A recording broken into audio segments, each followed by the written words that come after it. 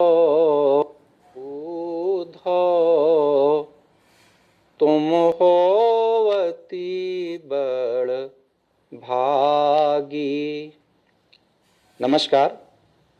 आइए आज हम सूरदास जी द्वारा रचित सूर सागर के अंतर्गत भ्रमर गीत से उद्धृत ऊधो तुम हो अत बड़भागी पद का विश्लेषण करेंगे।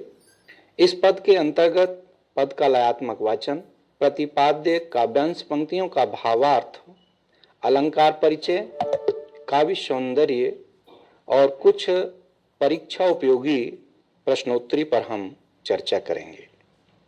सबसे पहले सूरदास के पद का गायन। ऊधो तुम होवती बड़ भागी, ऊधो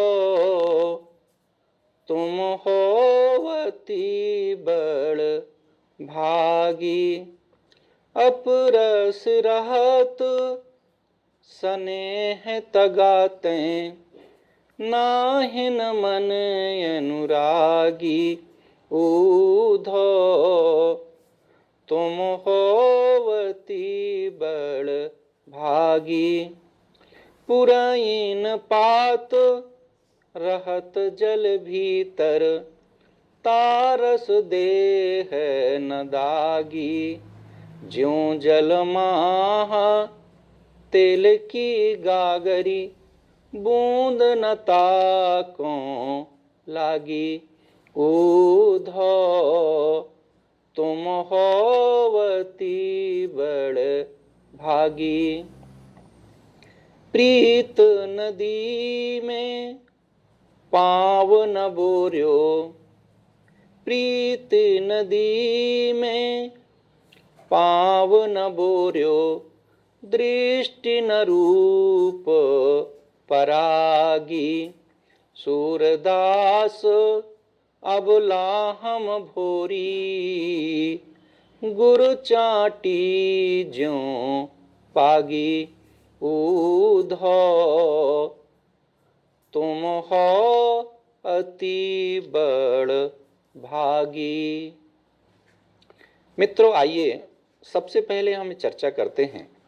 श्री कृष्ण ने गोपियों से प्रेम किया और ब्रज में उन्हें छोड़कर मथुरा चले गए। बिछुड़ने के उपरांत श्री कृष्ण और गोपियों की दोनों की स्थिति अति कष्टप्रद हुई। वहां पर श्री कृष्ण गोपियों के प्रेम में व्याकुल थे और यहाँ पर गोपियां श्री कृष्ण के प्रेम में व्याकुल थीं। विरह की इस वेदना को ना तो कृष्ण सह पा रहे थे और ना गोपियां। लेकिन कृष्ण के मित्र उद्धव निर्गुण निराकार ईश्वर के उपासक और योग के प्रवीण थे और हमेशा श्री कृष्ण के पास यही बातें करते रहते थे। अतः श्री कृष्ण ने उद्धव से कहा कि मित्र, एक बार जाकर के गोपियों को समझा करके आ जाओ कि वे भी निर्गुण निराकार ईश्वर की आराधना पर मन लगाएं और आपके योग को ग्रहण कर लें।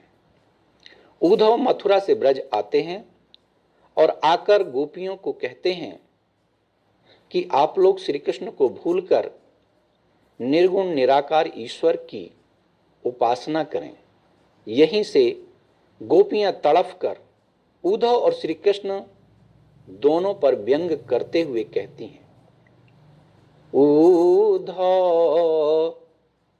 तुम होवती बड़ भागी। हे उद्धव, तुम बड़े भाग्यवान हो। क्यों? अपरस रहत स्नेह तगाते, नाहिन मन अनुरागी। अपरस रहत स्नेह तगाते। अपरस का अर्थ है अलिप्त, नीरस या अछूता। स्नेह माने होता है प्रेम, तगा माने धागा या बंधन। अपरस रहत स्नेह तगाते। हे उद्धव, तुम कभी प्रेम के धागे में तो बंधे ही नहीं, नाहिन मन अनुरागी, और न तुम्हारे मन में कभी किसी के लिए प्रेम उत्पन्न हुआ। इसलिए हे उद्धव, तुम बड़े भाग्यवान हो। पुरैन पात रहत जल भीतर, तारस देह न दागी। हे उद्धव, तुम तो उस कमल के पत्ते की तरह हो जो जल में जन्म लेता है, जल में ही रहता है, रहत जल भीतर, जल के अंदर ही रहता है, लेकिन कमल के उस पत्ते पर पानी का एक भी दाग धब्बा नहीं पड़ता है। कहने का भावार्थ यह हुआ कि हे उद्धव, तुम कृष्ण के मित्र हो, कृष्ण के समीप रहते हो, लेकिन रसिक शिरोमणि श्री कृष्ण के प्रेम का तुम पर ठीक उसी प्रकार असर नहीं पड़ा जिस प्रकार की कमल के पत्ते पर पानी का बिल्कुल भी असर नहीं हुआ। एक बूंद पानी की कमल के पत्ते पर ना तो ठहरती है और ना उसका दाग धब्बा उस पर छू जाता है। अगली पंक्ति देखिए, ज्यों जल माह तेल की गागरी, बूंद न ताको लागी। जिस प्रकार की तेल लगा हुआ घड़ा अगर पानी में डुबो दिया जाए, लेकिन जब वह पानी से निकाला जाएगा तो पानी की एक बूंद भी उस घड़े में ठहरती नहीं है। अर्थात पानी और तेल की बूंद में जरा भी कोई संपर्क नहीं रहता। उद्धव, तुम उसी प्रकार हो कि कृष्ण के मित्र तो हो, कृष्ण के समीप रहते तो हो, पर श्री कृष्ण के प्रेम का तुम पर बिल्कुल भी असर नहीं हुआ। प्रीत नदी में पाव न बोर्यो, दृष्टि न रूप परागी। सूरदास अबला हम भोरी, गुरु चाटी ज्यों पागी। प्रीत नदी में पांव न बोर्यो।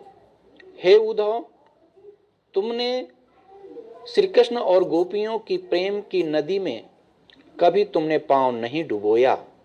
दृष्टि न रूप परागी, और ना ही तुम्हारी नजर कभी किसी के प्रेम में डूबी हुई है। सूरदास अबला हम भोरी। सूरदास जी कहते हैं कि गोपियां उद्धव से कहती हैं कि हे उद्धव, हम तो अबला हैं, भोरी हैं। अबला अर्थात हमारे बल तो भगवान श्री कृष्ण थे जो हमें छोड़कर ब्रज से मथुरा चले गए। अब हमारे पास कोई ताकत नहीं है, हम नारी हैं, हम भोली भाली हैं, इसीलिए तो श्री कृष्ण के प्रेम जाल में फंस गई।